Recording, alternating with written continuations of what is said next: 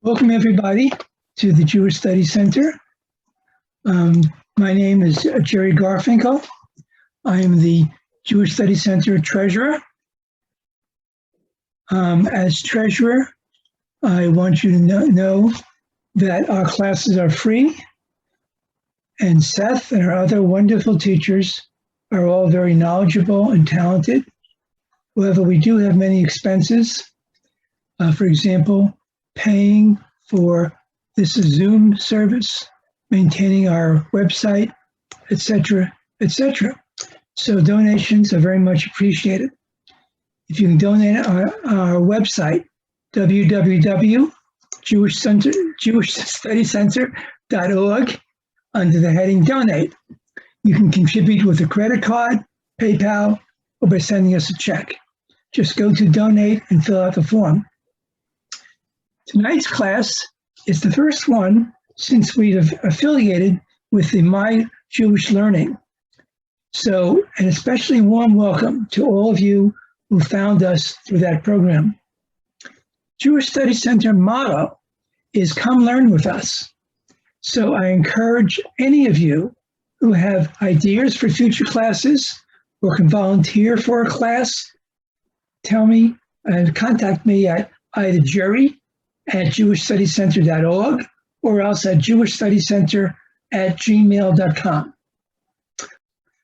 Our Vice President, Mindy Reiser, will consolidate the questions at the end of the session and ask them to Seth. Now, it's my great pleasure to say a few words about tonight's class. Seth Keibel is a very talented, knowledgeable, and energetic musician and teacher. In January, he taught a two-session class for us on some of the great Jewish jazz musicians.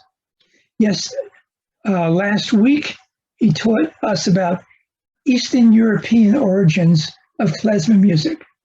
Today's class will be about how Klezmer changed when it came to New York, when many Jews also came here at the beginning of the 20th century. Seth has been performing in the greater Washington area for many years, and he's won many awards for both his music and for his teaching. You can read more about his background and awards in the page for this class on our website or on his website, www.sethkeibel.com. Well, enough of me talking. I know you enjoy Seth's class, so take it away, Seth. All right, ladies and gentlemen, thank you for joining us this evening. Jerry, thank you for that wonderful introduction. It is great to see a lot of familiar faces from last time and some new faces as well. Now, look, if you missed last week's session, it was wonderful. Go check it out on YouTube. No, it was okay. But don't worry. You will be able to keep up. You will be able to follow along. Again, the ground rules. There are just too many of you, as you well know, to have people unmuted. Even if everyone gave me their scout's honor that they'd be completely silent, just the background noises from everyone's devices and the echoing of my voice reverberating through your device would create a unpleasant sonic swirl, the likes of which you have never heard. So, Mindy and Bracha and Victoria and Jerry are going to be relentless in keeping you muted. They've got their fingers like on their mice, and the minute they see someone unmute, they're going to mute you right back again. And they say it pains them to do so, but I've seen them smile every time they do it. Now, having said that, as Jerry mentioned, use the chat window. It's a great tool. I would recommend you just hit that chat button right now, have it up to the side of your screen. Any comments, any questions, any quandaries, type them in the chat window at any time. Doesn't matter if I'm talking or whatever. And I'm definitely going to leave some time at the end of the program to address all those. And Mindy is going to be my fabulous assistant in filtering through and sorting all those questions. Okay, now, before I do anything else, let me play a little music just to get everyone in the mood and my juices flowing as well. Let's see.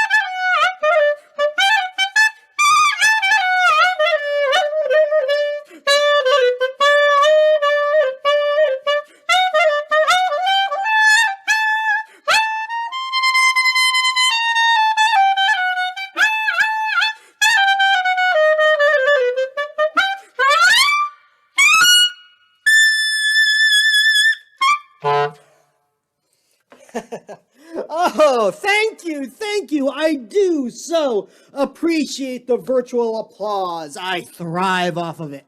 Okay, so as Jerry mentioned, last week we dealt with klezmer in the old country, in Eastern Europe, so forth and so on. And today, what I want to do is take it across the Atlantic Ocean. As you probably know, between the years roughly 1880 and 1924, over 2.5 million Eastern European Jews travel across the Atlantic Ocean, settle in the New World, primarily in New York, primarily in the Lower East Side of Manhattan, because New York is the center of the known universe. By the way, make a mental note of that end date, 1924. That's not arbitrary, because as you may know, in 1924, the American people decide they've had enough of the huddled masses yearning to breathe free, and very strict immigration quotas are put into place, which slows this massive wave of immigration to barely a trickle. And that becomes important to our story down the road. So they come across the Atlantic Ocean. What happens to this music in the journey across the Atlantic Ocean? Well, let me do this. Let me play you a recording, or at least just part of a recording for time's sake. That's one of the early recordings of this music made in the New World, in New York.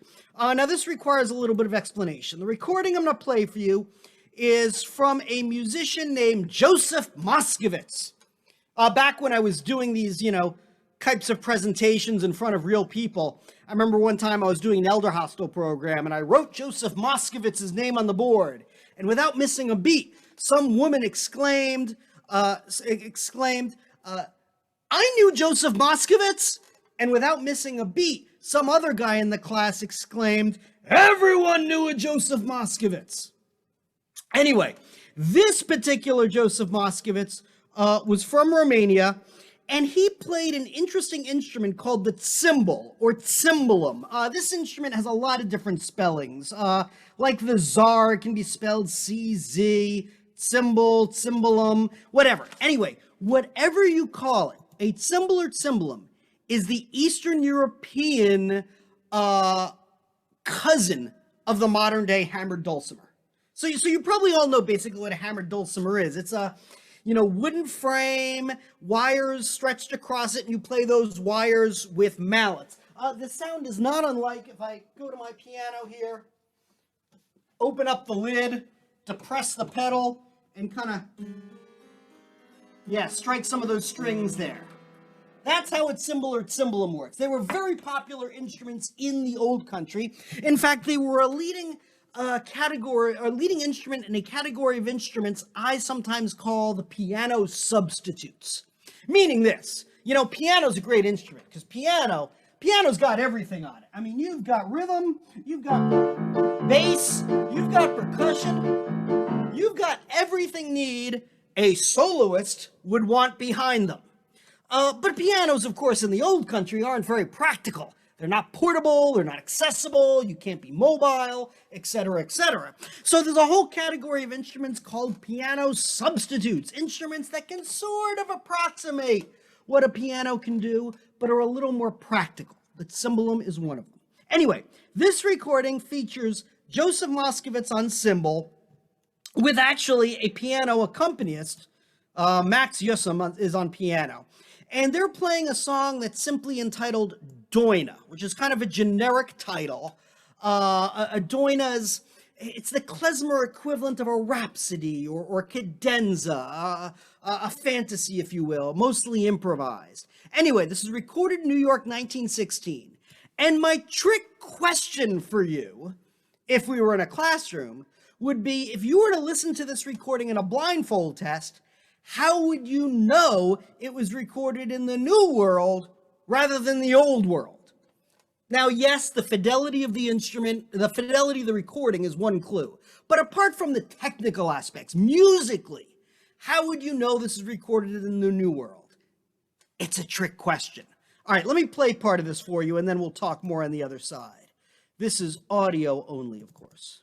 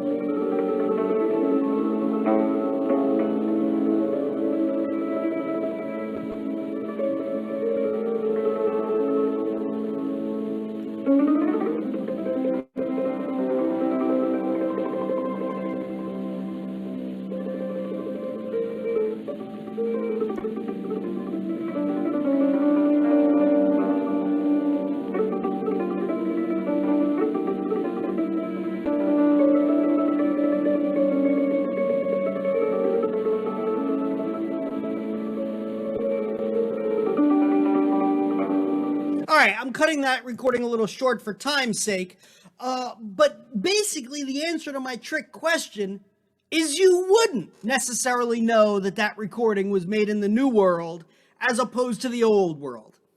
Again, the recording quality is a little bit of a clue, but musically, there's nothing that gives that away as a New World recording, which brings me to my first point. Initially, in this mass wave of migration, at first, there is little change in music. At first is a key qualifier, as we'll see. But at first, musicians like Joseph Moskowitz, who make the journey across the Atlantic Ocean, basically recreate in the Lower East Side of Manhattan the same music they were making in their shtetls back home. And that makes sense if you think about it. People are in a very strange and unfamiliar land, new language, new customs, new economy, new everything. They want something familiar and comforting to remind them of at home. But pretty soon, changes do start to creep into the music. And they start to creep into the music for purely practical reasons, because of the changing nature and environment in which this music is played. And I want to spend a few minutes talking about it. Let's talk first about one of the primary venues for this music in every era of its history, and that is the Jewish wedding. Now, as I think I mentioned last week, I may have mentioned, in the old country, a Jewish wedding was a very involved and complex affair. It would last for about a week, would involve the entire shtetl, the entire village. There was no such thing as a guest list. Would take place in multiple locations, indoors and outdoors, and you know, some parts by the house of the bride's family, some parts by the house of the groom's family, some parts in the town center, so forth and so on. Well, that changes in the New World. Now in the Lower East Side of Manhattan, a wedding only lasts for a few hours. That's all anyone can afford to take off of work. Takes place in one location indoors, like a catering hall or something, and involves a select guest list, because Lord knows you can't afford to invite the entire shtetl of Manhattan to your wedding. Well, this naturally changes the nature of the game for these klezmer musicians quite a bit.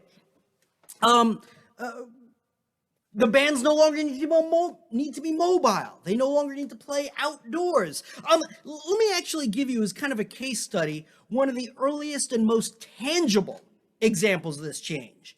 And that is the introduction, very early on in this process of immigration to the New World, of the Western-style drum set.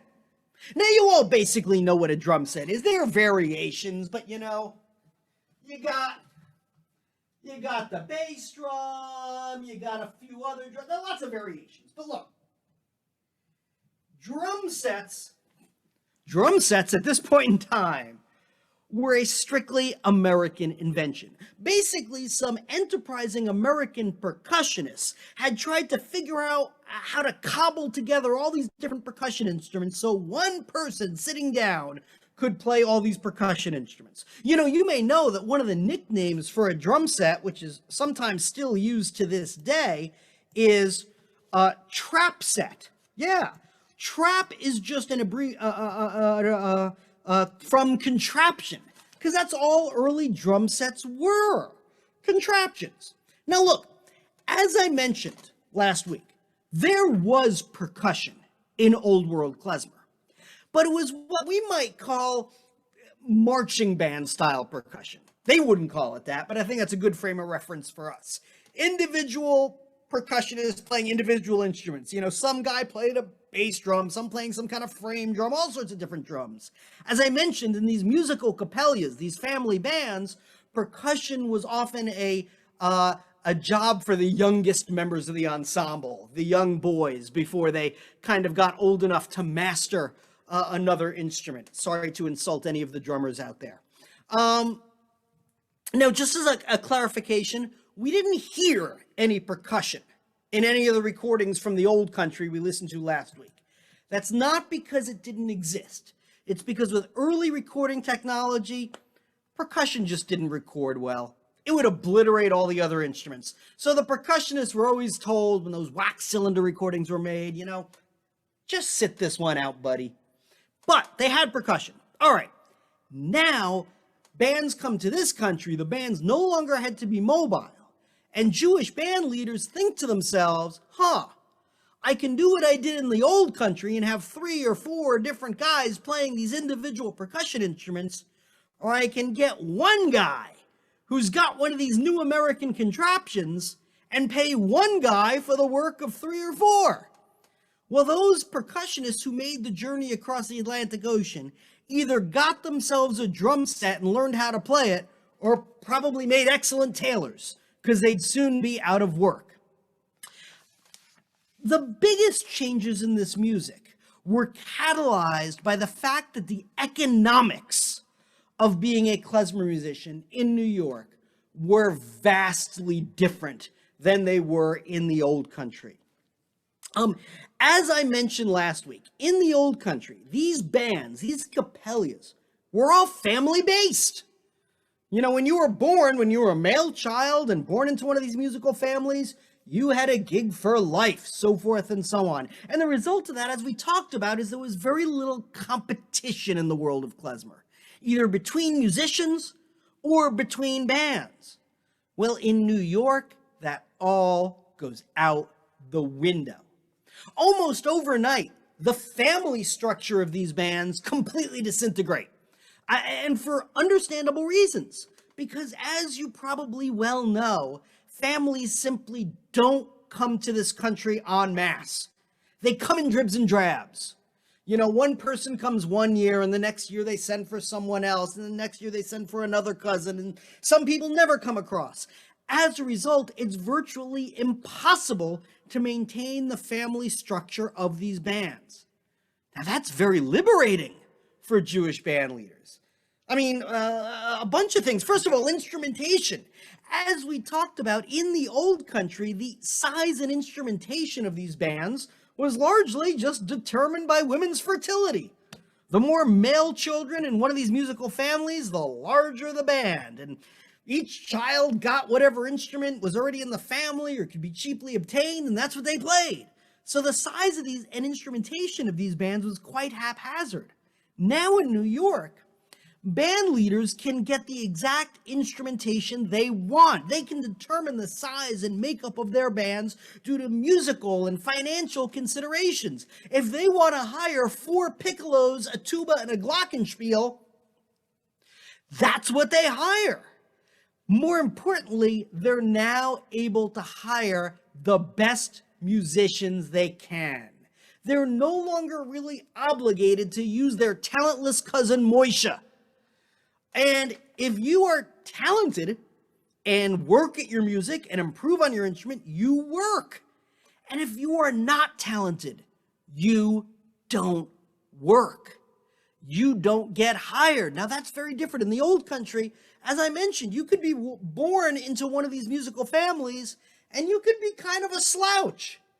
And you could work just as much and make just as much money as your virtuoso brother. In New York, that doesn't fly. The better you are at your instrument, the more you work. And if you are not good at your instrument, if you are not talented, if you don't improve yourself, you have to find another avenue of employment.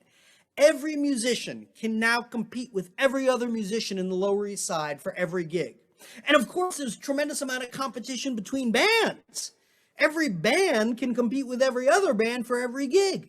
So almost overnight, you go from having virtually no competition in the world of klezmer to it being fiercely competitive. Survival of the fittest. And there's a direct correlation between musical ability and your ability to feed your family. That leads to a tremendous rise in the level of musicianship in a very short amount of time. Now, again, I'm not trying to say that all the musicians in the old country were lousy. That's not true. But they were definitely a mixed bag. Not in the Lower East Side of Manhattan. The only musicians who are able to make a living playing music are very, very good at their craft. You know, this fierce economic competition is also further fueled by the record business, still in its infancy in this country. Now, as I mentioned, in the old world, those early wax cylinder recordings we listened to, those were made for research and whatnot, and documentation. Those weren't made for commercial sale, mass production. But starting in the 19-teens in this country, records are made for sale and profit. And, you know, in the early decades of the American record business, the music industry had a mindset, a philosophy that may seem somewhat antiquated to us today, politically incorrect, maybe even racist. But their philosophy was basically this. They thought people were just too different to like the same music. They didn't think in the 19-teens, 1920s, that it was really possible to record and market music that everyone would want to listen to. So the record companies in their early decades had a practice of issuing what was called race records. That is to say, a large record company like a Columbia, an RCA, a Victor, a Decca, would have all these separate divisions, kind of like semi-autonomous companies within companies, that would record and market music to each individual ethnic group. A large record company like a Decca or what have you would have a Jewish division, an Irish division, a Chinese division, a German division, a Negro division, as they would say. If there was a significant population of a certain group, they would have a separate division designed to record and market music to that group. Now, again, the philosophy behind this may seem somewhat antiquated to us today, but as music historians, it's a wonderful thing. Because in the early years of the record business, a lot of pure ethnic music was made. And indeed, all these record companies had Jewish divisions. And that was a major source of employment for these musicians. It was a very competitive. And you know, now make no mistake, when these musicians were hired for these recording sessions, they would get paid a flat fee. There was no such thing as royalties. You got paid a flat fee for the recording session, and you didn't get paid a penny more during this time period, regardless of whether the record sold 5 copies or 5,000 copies. Nonetheless, every band leader and musician knew they had a vested interest in a successful recording.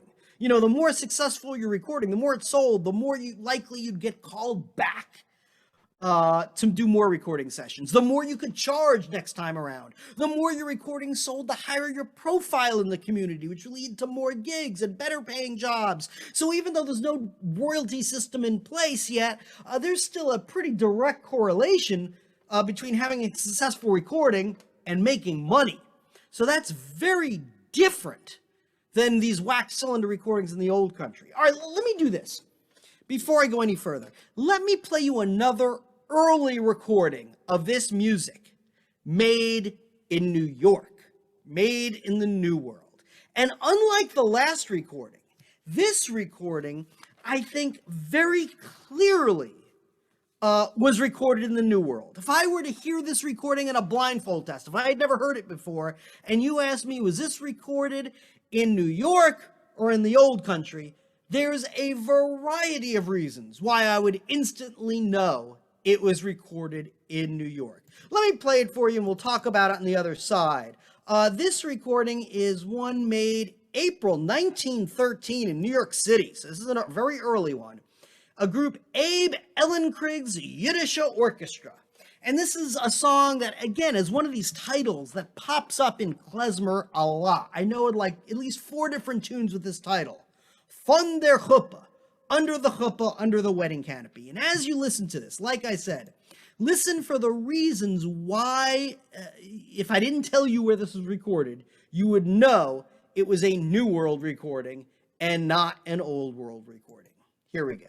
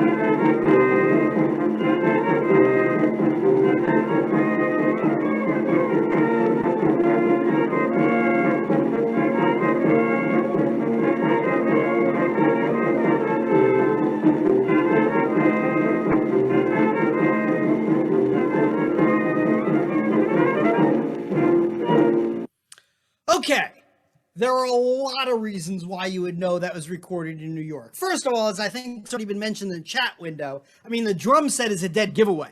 When you hear a drum set in 1913, it's most certainly the New World. They didn't have those in the old country yet. But there are other indications as well. I mean, let's talk about the instrumentation. Now, the fidelity is kind of low, so it's hard to tell exactly what the instrumentation of that band is, but it's clearly pretty large. There's definitely a clarinet. I think there's a flute in there. There's at least one or two violins. There's at least one, maybe two trumpets. There's definitely a trombone. It's a large band. Now, apart from the drums, there's no other instrument in there that couldn't be found in the old country. But it would be very unusual to find such a large and musically well-balanced family band. As I mentioned, the instrumentation in the old country was rather haphazard. That is a very well-balanced band because Abe Ellenkrig is able to hire exactly what he wants. Secondly, or thirdly, I don't know what number we're on here. They're all clearly expert musicians. There's not a slouch in the bunch. It is a very virtuosic recording. Finally, I want to mention that it's clearly a very arranged recording. It's not just a bunch of guys, playing into a wax cylinder, kind of winging it, making it up as they go along. No, that is a very arranged and structured recording. Everyone knows what they're playing when they're playing it. Now, I caution you, when I say arranged recording, I do not mean to say that they are using written arrangements. In fact, at that point in time in 1913, it is very unlikely that they were using written arrangements. That really didn't start to be done until the mid-late 1920s. Nonetheless, playing without music in front of you, without written arrangements, and improvising are not the same thing. You can play without written music in front of you and still have a very arranged performance where every musician knows exactly what they're going to play when they're going to play it.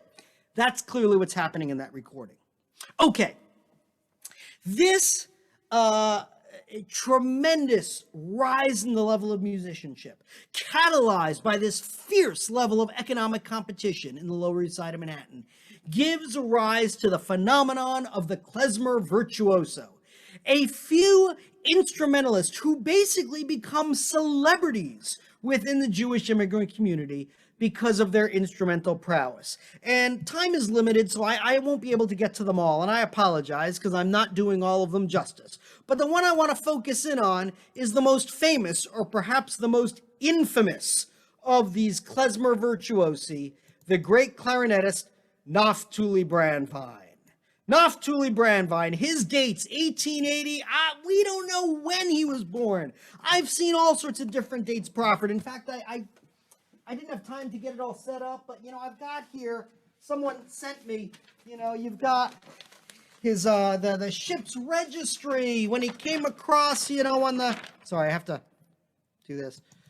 I got the ship's registry here when he came across in the USS Grant. This lists his date of birth as, well, lists his age as 27, which means he was born in, it was 1909, I think 1886. I don't know. Math is not my strong suit. That's why I'm a musician.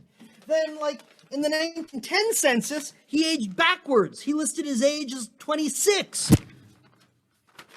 1920 census, he's 31. He only aged 5 years in a decade. No doubt due to the restorative power of New York City tap water. And then, 1930 census, he's 45. Look, it's quite possible he didn't know when he was born. There are lots of stories like that. It's also quite possible when you learn more about his personality that Naftuli was someone who felt very comfortable taking liberties with the truth. Okay, Naftuli Brandwein is born in a town in Polish Galicia that I'm not even going to attempt to pronounce. There it is, not a vowel in there. Now, I've taught this class for many years, and I've heard a lot of different pronunciations for this town. And I've had people come up to me and say, my aunt was from there, and it's pronounced Premishal. And then someone else will come up to me and say, my entire father's family, and it's pronounced, no, this other way. I don't know. If I'm going by sheer numbers, Premishal seems to be the consensus. Anyway, it's in Galicia. He's a Galicianer. He came from one of these musical families. His father, Pesach Brandwein, was a fiddler and led the family band. And Naftuli, Pesach Brandwein had 13 children, although maybe I should say his wife had 13 children. And Naftuli was the oldest of the boys and was the first to come to this country in 1909, as previously mentioned, at the age of who knows what. And he very quickly made a name for himself as one of the preeminent soloists of this music. Now, why? Well, as you'll hear in a few minutes, he was an incredible virtuoso. But one of the things I love about Naftuli Brandwein is that his musical personality, the way he played the clarinet, was reflective of the real world, his real world personality, how he was as an individual. I mean, honestly, that's the hallmark of almost any great musician, is that who they are as a musician comes out in how they play. So what kind of person was Naftuli Brandwein? Well, he was kind of the living, breathing embodiment all you folks have, of all the stereotypes all you folks have about us musicians, which of course are completely untrue. Indeed, Naftuli Brandwein was irresponsible, argumentative, a womanizer, a gambler, a card player, a shicker, a drunk. There have often been rumors, unsubstantiated, but I love spreading unsubstantiated rumors, that he had ties to Murder Inc., the Russian Jewish mafia. And perhaps most importantly for our story, he is a raving egomaniac. The stories about Naftuli are the stuff of legend. I mean, we're told that many times he'd be playing the clarinet and he'd be drinking and he'd loosen his belt and he'd drink and loosen his belt, and many times his pants would fall clean down and he'd keep on playing. Back when it was kind of a new thing, he had a neon sign made up that said Naftuli Brandwein Orchestra, and he used to wear it around his neck while he played. Now, I don't think you fully understand the chutzpah involved with that. For reasons that will become apparent, Naftuli Brandwein never had the wherewithal to be a band leader. No, he would be hired by someone else to be the star soloist in someone else's band. So he'd be showing up to someone else's gig wearing the neon sign that said Naftuli Brandwein Orchestra, because as far as he was concerned, if he was playing, it was his band. Years before Miles Davis made it famous, he used to play with his back to the audience, lest another clarinetist steal his fingerings. Tonight, I should start doing that. There was one story, when the bands used to go up to the Catskills for like a weekend or a week in the summer, supposedly the musicians, and I swear I'm not making this up, the musicians all used to draw straws to see who had to bunk with Naftuli, because they had a reputation for tremendous flatulence. There's one story in particular about Naftuli that's quite famous. Now, I caution you, no one, to the best of my knowledge, has been able to nail down the exact year and location this story took place. It is possible this story is somewhat apocryphal, but to be honest, it's almost too bizarre a story to be completely fictitious. And it's been told by several generations of klezmer musicians. And the story goes something like this. Naftuli was hired for a particular engagement, one would assume a wedding, that happened to fall on July 4th. Well, being the patriotic immigrant he was, he decided to show up for this gig dressed as Uncle Sam. He got himself the full Uncle Sam costume.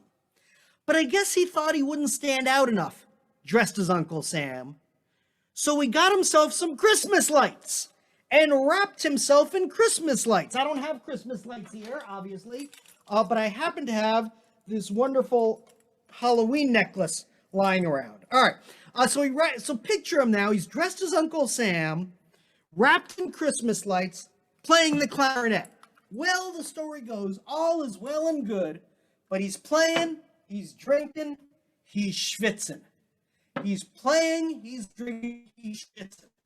And sure enough, the story goes, at some point during the course of the engagement, he reaches a critical mass of sweat to short circuit the entire establishment and nearly electrocute himself in the process. All right, as I mentioned, musically, Naftuli played like the type of guy he was. His style of klezmer clarinet is highly melodramatic, highly embellished. You know, all those cantorial type inflections we talk about, the trills and grace notes, the laughing,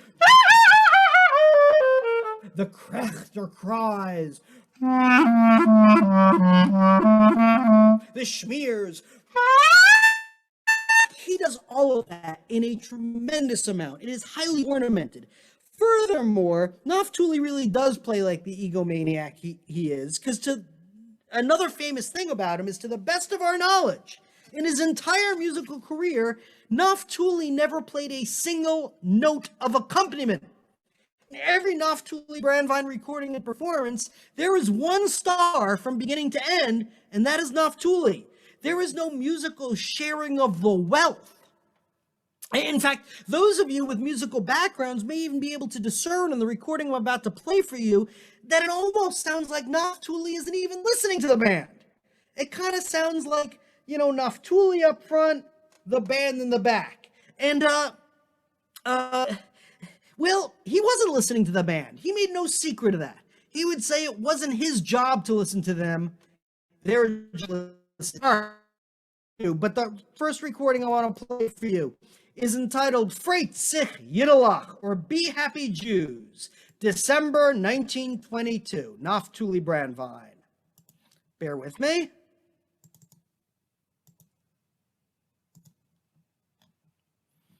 Any second now. Here we go.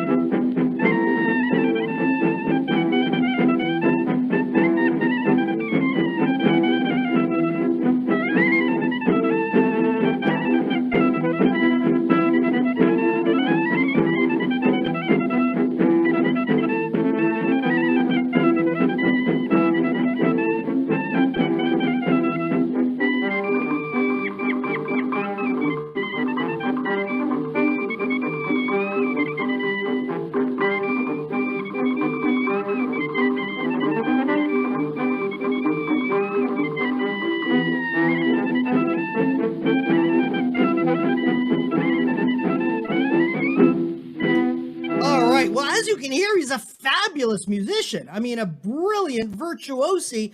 Honestly, he'd have to be. Why would people put up with his mishigas if he wasn't so incredibly talented? Some photos real quick, just so you can see what he looks like. Oh, where did they show up here? That's weird. Hold on. Okay, got those there. Let's start with this one. And let's do the share. Oh, I have to go basic. There we go. Okay, there's an old band picture of Naftuli as a young man with the clarinet. There you go. You can decide for yourself whether he's handsome. Look, I want to play you one more Naftuli recording before we wrap up. This is one from actually his last recording session, which is in, let's see. Whoops, I went ahead there. Which is in 1941. There it is. His final recording session, April 25th, 1941. Now, a couple of things about this. First of all, this recording I'm about to play for you is made 20 years after, or so after the last one we listened to. The recording quality is a lot better, but Naftuli's style is largely unchanged. Now, Naftuli lives until 1963 and plays pretty much up until the end. But this is his final recording session. Because as the years go on, band leaders are more and more reluctant to hire him for their recording sessions, especially when other clarinetists come on the scene, like Dave Tarras, who are a little easier to work with. One of Naftuli's other liabilities is that Naftuli never, ever learns to read or write music. Now, at first in his career, that's not a problem. As I mentioned, in the old country, they didn't use written music. And in the early years in New York, they don't use written arrangements either. They still play by ear. But as you get into the late 1920s and into the 30s, more and more Jewish band leaders make the transition to written arrangements. And it will start to become an increasing liability to Naftuli that he never learns to read or write music. Now, having said that, the tune we're going to listen to right now is an original composition by Naftuli. Now, I know you're furiously about to type away, going, you just said he couldn't read or write music. How did he compose? Well, Naftuli's compositional method was basically this. He would come up with a tune in his head, he'd play it for the other musicians, and they had to figure out how to accompany him. One of the other salient characteristics of his compositions is that pretty much all his original compositions had his name in the title. So, for example, this one that we're going to listen to momentarily is called Nifty Zeigene, or Nifty Zone. Nifty, of course, being a nickname for Naftuli. But we get all these great Naftuli song titles as a result. Songs like Bulgar ala Naftuli, Nifty's Freilach, Freit sich Yiddelach. I already did that one. That's not a... Oh, I'm sorry. Naftuli spielt vor dem Rebben. Naftuli plays for the rabbi. Naftuli spielt noch einmal. Play it again, Naftuli. And one of my favorite Naftuli Brandwein song titles. Wie zwei ist Naftuli der Dritter. Wie zwei ist Naftuli der Dritter, which roughly translates as where there are two, Naftuli is the third. Now, there's some confusion over what that means. What does that title mean? Where there are two, Naftuli is the third. Well, the most common explanation, and I think this is very plausible, is what he's saying is at a wedding, there are two important people, the bride and the groom. And there's a third important person, Naftuli. Where there are two, Naftuli is the third. All right, let me play this Nifty Zeigene for you, and then we'll continue.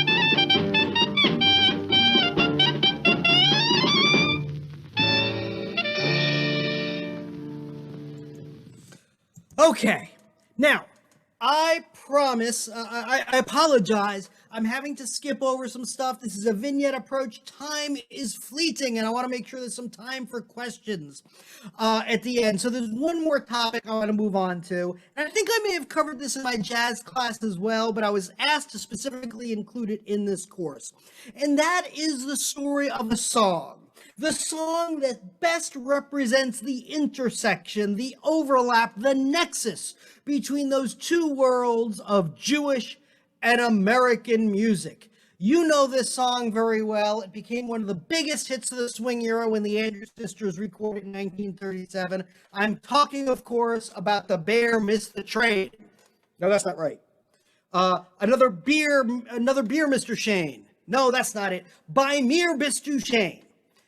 Let me tell you the story behind this song, because it's a fabulous story that speaks volumes about American music and American music in New York during this time period. Now I caution you, there are some different versions of this story out there.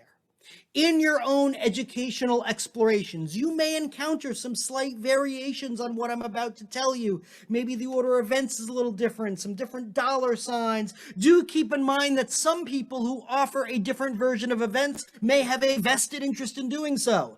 Nonetheless, what I am going to offer to you right now is the best consensus version of events I've been able to cobble together. But if you come across other versions of this story that vary slightly, please don't get too mad at me.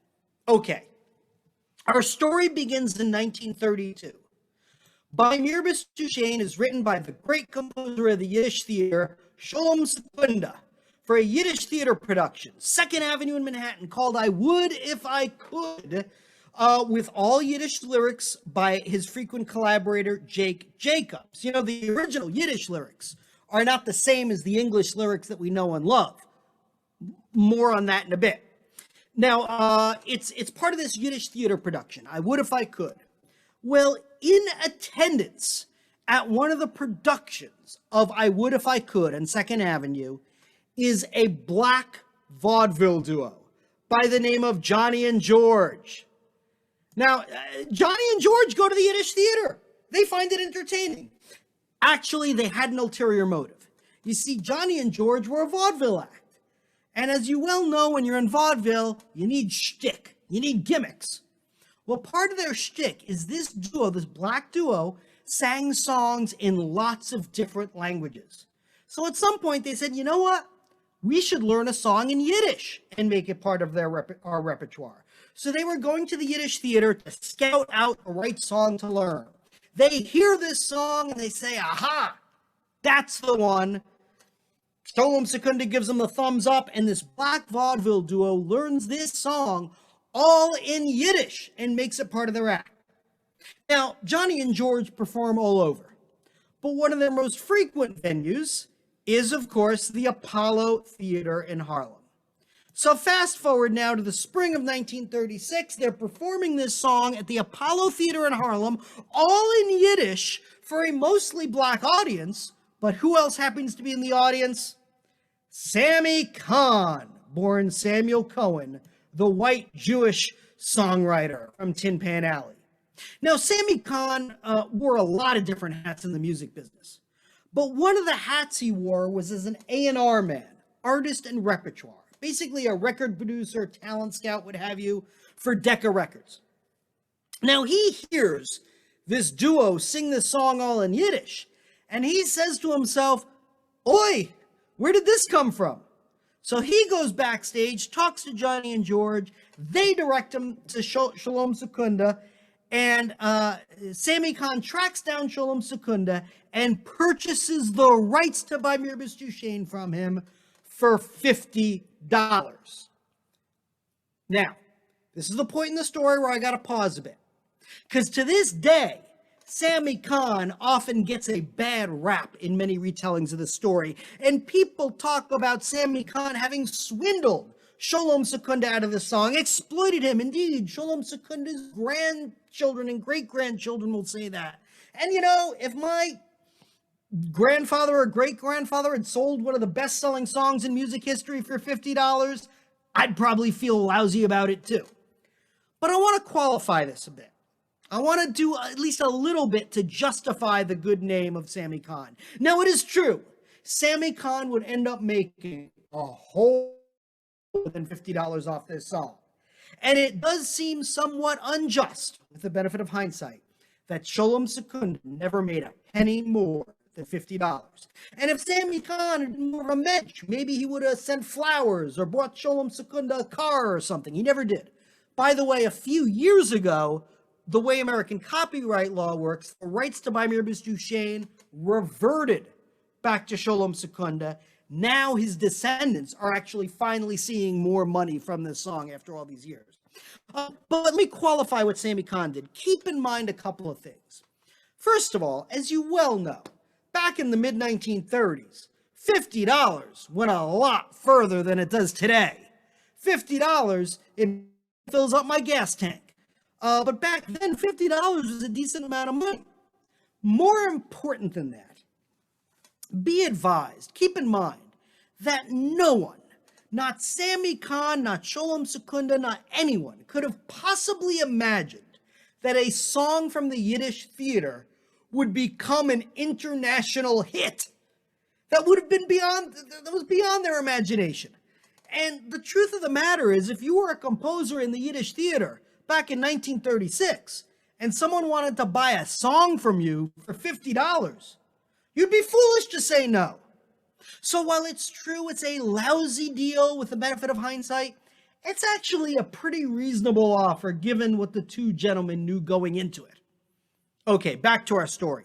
Sammy Kahn, as I mentioned, wears many hats in the music business, but one of the hats he wears at this time is an A&R man, Austin Record for Decca Records, and he has been tasked with producing a trio of still as of yet unknown singing sisters, not Jewish, from Minnesota with the last name of Andrews, the Andrews Sisters, and he decides to have them record this song, all in Yiddish. Now, the higher-ups at Decca Records hear about this, call Sammy Kahn into their office and say, "Are you out of your mind? You can't have them record this song all in Yiddish?" And supposedly Sammy Kahn argues, goes back and forth. Finally, a compromise is reached, where against his own better judgment, Sammy Kahn agrees to sit down with his frequent collaborator, another Jewish songwriter, Saul Chaplin. They write a set of English lyrics for My Dear Miss Duchesne. The English lyrics are not a direct translation of the original Yiddish lyrics. Same sentiments, same ideas, but not a literal translation. The Andrews Sisters record it in November 1937, and it becomes the biggest selling song in recorded music history up until that date. A hit of absolutely epic proportions. Now, that record has been eclipsed many times since, but up until that time, November 1937, no song sold as much as By Mirabis Duchesne. So just to summarize our story real quick. Sholem Secunda, Yiddish Theater, 2nd Avenue, Lower East Side of Manhattan.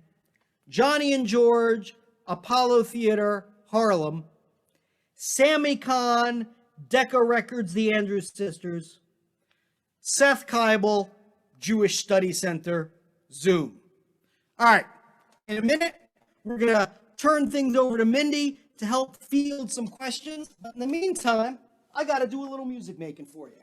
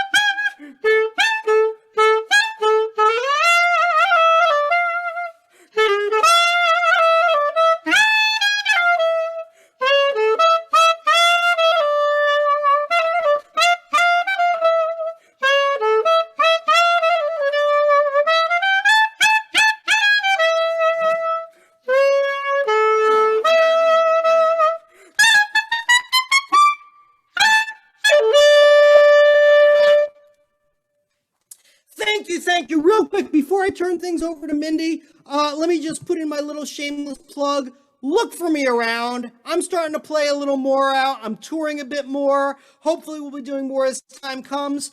The best way to find out about me is go to sethkeibel.com. Shockingly enough, that domain name wasn't taken.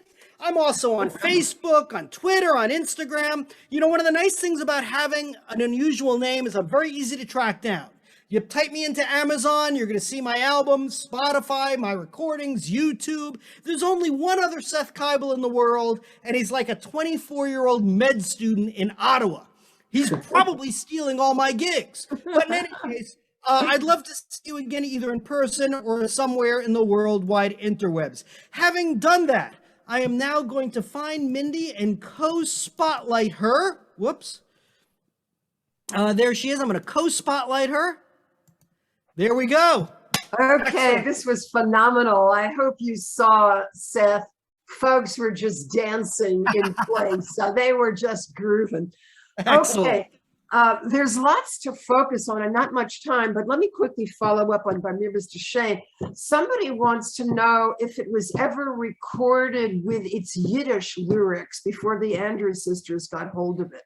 It was not recorded with the Yiddish lyrics before the Andrews Sisters version. The Andrews Sisters version is the first actual recording. Now, after it became a big hit, lots of artists did go back and record it with the original Yiddish lyrics, the most famous recording being the Barry Sisters, who were a Jewish singing group modeled after the Andrews Sisters. They were originally the Bagelman Sisters, and somehow they decided the Barry Sisters was a little less Jewish. Not that much. But they recorded the Yiddish lyrics, I think it was like 46 or 47. And of course, many people have recorded it with the Yiddish lyrics since then. Okay, so we have a question from David Friedman. Do you have a CD with you playing Barmir Shane? Let's see. I've recorded it a few times. I think the main recording I can think of is a Klezmer band I used to have called the Alexandria Kleztet recorded it. And that recording is still available, and it's available everywhere music is online. But you might not want to look under my name. You might want to look under Alexandria Kleztet, which was one of my older groups. Okay, and one final Barmir Shane question about the scale. Somebody is curious what kind of scale it was. You know, I talked last time about how a lot of Klezmer uses scales that's non-major or minor, but Barmir Shane actually is based on the minor scale. I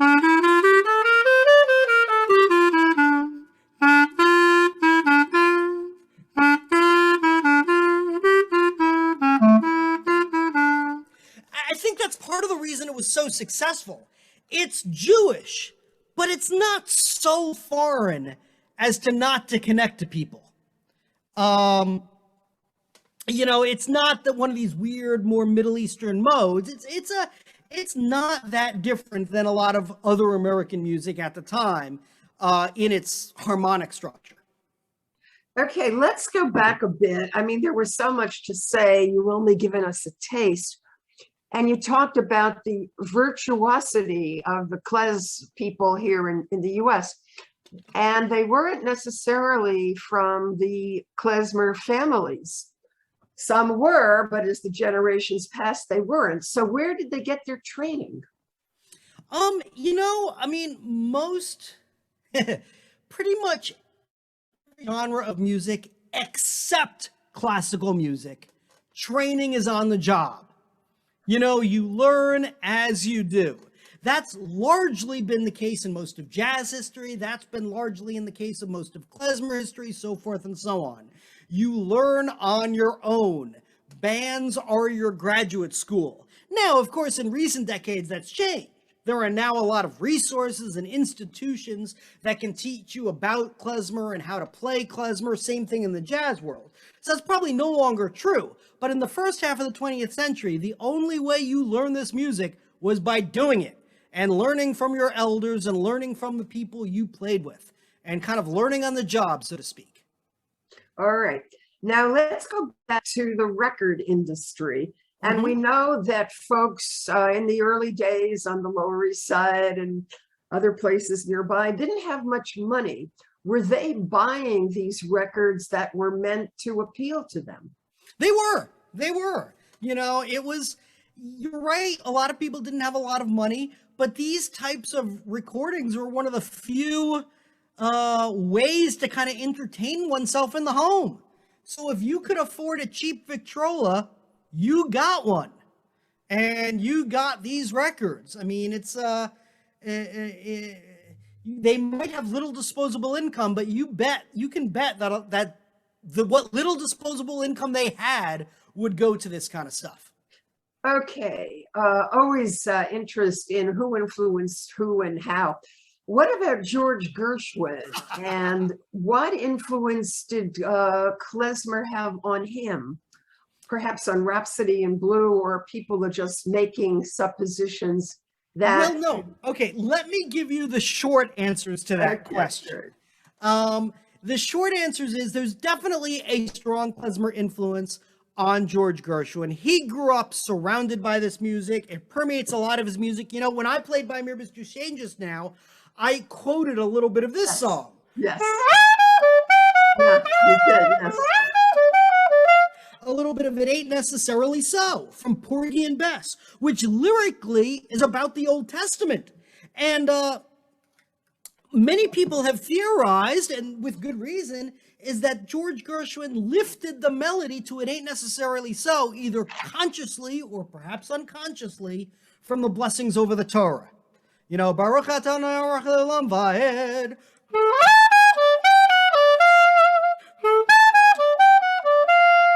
There's a lot of similarity there.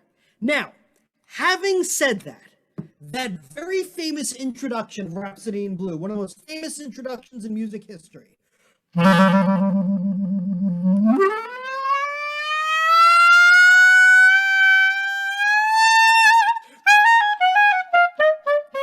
etc., etc.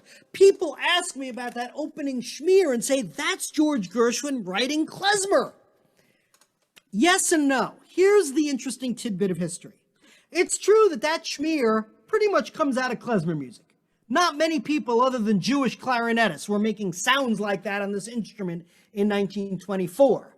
But the interesting thing is that's not what George Gershwin wrote for the introduction of Rhapsody in Blue. What he wrote, what he indicated on his 2-piano score that he handed off to Ferde Graffe, was a traditional classical glissando for the clarinet. This is what George Gershwin intended.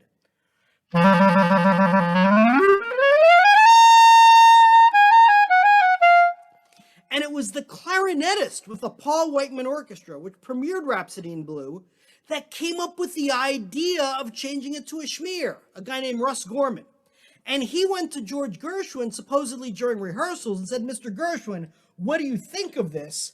Played it for him, and George Gershwin said, I love it. Do it that way. But it's one of the real ironies of Rhapsody in Blue that famous introduction, one of the most famous openings in music history. I mean, it's right up there with... It's not what George Gershwin originally intended. Okay, we don't have much time, but we do want to talk a bit more about where things are now. And we have had one person ask about, well, what about Andy Statman and Grappelli and something called dog music? You can explain. Dog music. I think you're probably thinking about David Grisman, the great mandolin player who's worked a lot with Andy Statman. The klezmer universe is so rich and vast today, partly because klezmer has become a greater part of the American musical landscape. Now, part of that is due to the success of the klezmer revival over the last few decades, and part of that is due to the fact that Jews in America are integrated into the larger society in a way that's almost unprecedented in Jewish history. As a result, in modern klezmer, you have, first of all, for the first time in the history of this music, you have a lot of wonderful non-Jewish klezmer musicians. And you have non-Jewish klezmer audiences. I mean, I'm not just playing for Jewish people when I go out and play. And I think that's very healthy for the longevity of this music, that it is no longer music that is exclusively made by Jews for Jews. It is now part of the greater American musical landscape alongside all these other wonderful musical genres. And, you know, our digital age has allowed all these different niche musical genres to kind of peacefully coexist in a way that you didn't have a few decades ago. You know, it used to be you only had X number of radio stations you could listen to. You know, depending on your market, you had some pop stations, a rock station, a classical station, you know, maybe a jazz station. You went into the record store, there'd be a couple of hundred, maybe a couple of thousand records. That's it. That may seem like a lot of choice, but it isn't. But now, the entire universe of music can peacefully coexist. And I don't care how obscure something is, you can find someone doing it. If you want to hear a klezmer tune played with an African didgeridoo and a tuba, I just made that up, but you can probably click, find someone somewhere who's doing that and listen to it. They may not be making a lot of money, but they can do it and make that music accessible. So I think the klezmer is going to be quite healthy for years to come as a result. Okay, how is klezmer faring in Israel and in, say, Russia or Ukraine? Do you have any sense? Or Poland? Okay, let me did I not say Australian didgeridoo? If I said something else, I apologize to the Australian people. Very much so. I ate at Outback Steakhouse tonight, in fact. Okay. All right, let me answer those questions separately. Sorry. Israel. For many years, klezmer was not only not popular in Israel, it was kind of frowned upon. Because as I think I mentioned, it didn't really fit well with the Zionist cultural philosophy, that the Jewish people should foster culture that was purely Jewish. And klezmer was seen, rightfully so, as having a lot of non-Jewish influence. Now, that is no longer true. Really starting in the mid-1980s, that began to change, largely through the efforts of a wonderful Israeli clarinetist who's still with us, Gior Feidman. He's in his 80s now. Wonderful musician. I'm sorry I don't have more time to talk about him. And actually today, klezmer does have a large degree of acceptance of Israel. It is no longer accurate for me to say klezmer is frowned upon in Israel, but that is a relatively recent phenomenon. Now, Eastern Europe is an even stranger phenomenon. Many people come up to me and say, oh, I went to Warsaw, I went to Bucharest, and there were klezmer bands in the cafes. And it's true. Over the last 15, 20 years, these klezmer bands have popped up in the cafes of these major Eastern European cities. Now, what I'm about to say may sound critical. I don't mean it to sound critical, because I have heard a lot of these bands. I've heard their recordings. I've seen videos. They are wonderful, or a lot of them are wonderful. And I have no doubt in my mind that their heart's in the right place. But these Eastern European bands in these cities are very strange for a couple of reasons. First of all, the musicians are largely not Jewish. there are no Jews to speak of. And secondly, they're generally not catering to the native audiences. They are playing for the tourist crowds, for tourists from Europe, from Western Europe, from Israel, from America. They're playing in these cafes in the major Eastern European cities for the tourist crowd. So it's very strange. Like I said, some of these bands are absolutely wonderful, and there is no doubt in my mind that the musicians love and respect this music. But it's non-Jewish musicians making this music for non-native audiences. It's a very unusual phenomenon. Anyway, at that. All right, all right. And last question, got to put it in. Women now as instrumentalists and playing in klezmer bands. No, from the very beginning of the klezmer revival in the mid-1970s, women played a very important role. In fact, some of the earliest revival bands, like, Capella had Lauren Brody on accordion, the Klezmer Conservatory Band, from the very beginning of the klezmer revival, women played an important role, which was anachronistic, of course. Women did not generally play this music, with very few exceptions, prior to the klezmer revival. But from the beginning of the klezmer revival, women played an important role. And I dare say there is pretty much probably gender parity, or close to it, in the world of klezmer today, which, as I want to point out, is sadly not true in the world of jazz, much to jazz's detriment. So that's one feather in the cap of the world of klezmer. Okay, I think we'd probably better turn it back to Jerry, unless you have any final remarks. People are really asking you to return, Seth, and well, give I'd love further to. classes. And actually, my final remarks, I just want to make sure to thank the Jewish Study Center and Jerry Garfinkel and Victoria Kahn and Bracha Lester and Mindy Reiser here and everyone else at the Jewish Study Center for making this seamless and pleasant and quite enjoyable. And of course, thanks to all of you for spending your Wednesday evenings with me.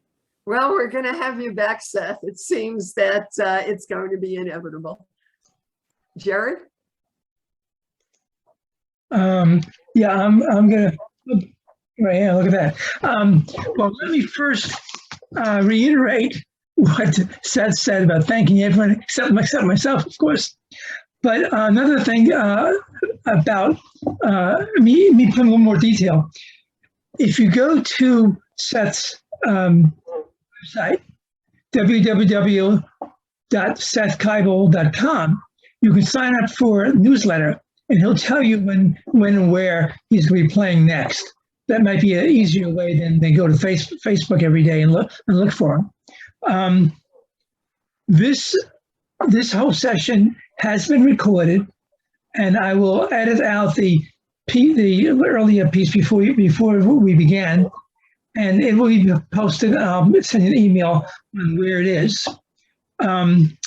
Also, everyone here will be added to our mailing list. So next time we have classes and stuff, you'll get a email about that. If you don't want to be in the mailing list, you can always unsubscribe. We have no class scheduled for the next few weeks. We have a number of classes which will come over in sort of late November and various times in December. Something about the kibbutz and a search for the real Shabbat, and some other kinds of interesting things that we have up our sleeves here somewhere. So I will also make a plug for donations. We always need donations. So if you want to go into our website and click on donations and send us some money, that would be great. And I'll see you next time we have a class. Okay. Bye-bye, everyone.